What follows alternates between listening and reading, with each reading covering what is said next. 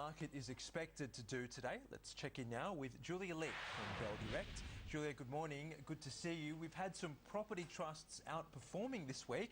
What's driving those gains? Good morning, Nigel. The property space has been an exciting place to be this week. We've seen a gain of 1.6% for the sector in the week to date, and it's really just one thing, and that's Commonwealth Bank moving to internalise the management rights in its property trust.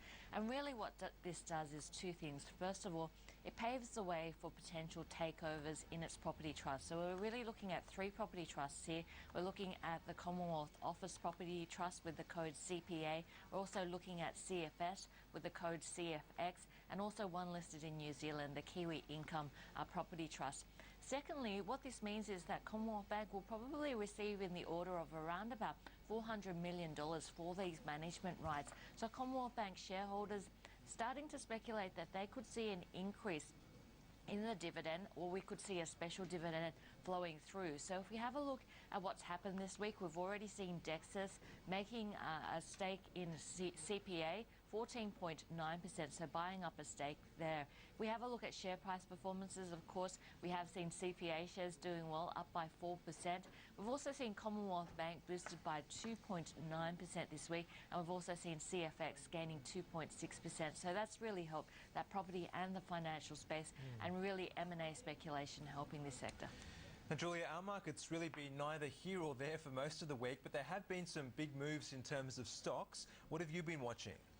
Overall, the market's actually been quite positive. We've seen a gain of 1.3% so far, and I think one of the biggest themes that has emerged this week is the move back into the material space. We've seen iron ore prices holding up at over 130 US a tonne, and we've also seen gold prices bouncing back this week. Gold prices up 3.1% in New York, and that means the gold subsector having a good week, up by 6.7%, and the material space the best performing area with a gain of 2.5%. Of course, we've seen a raft of production numbers also hitting the market this week. Cirrus, one of the best performing after its quarterly production report. The stock up 38% this week. We've also seen some big moves on the downside, though. Although we have seen the materials stocks and the miners benefiting, some of the mining services companies not doing so well, and that was after Ausenco came out with a profit downgrade.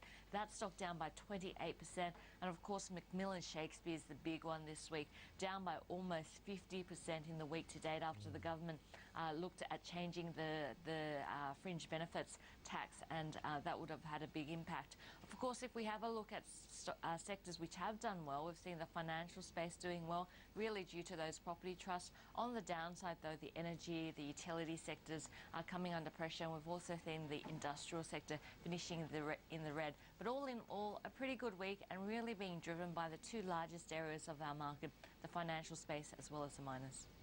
So, Julia, how are we going to finish today, last day of the week? What are we expecting?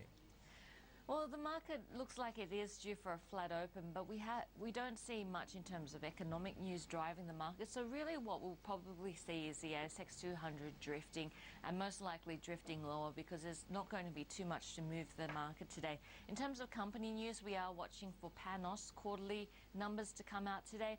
We are expecting to see some strong volumes, and that's because it is single stock derivatives expiry. We've already seen $1.7 billion this morning related to options expiry, so that could provide a bit of volatility for the markets, but all in all, not a huge amount of expectations around the Aussie market given a lack of catalyst today.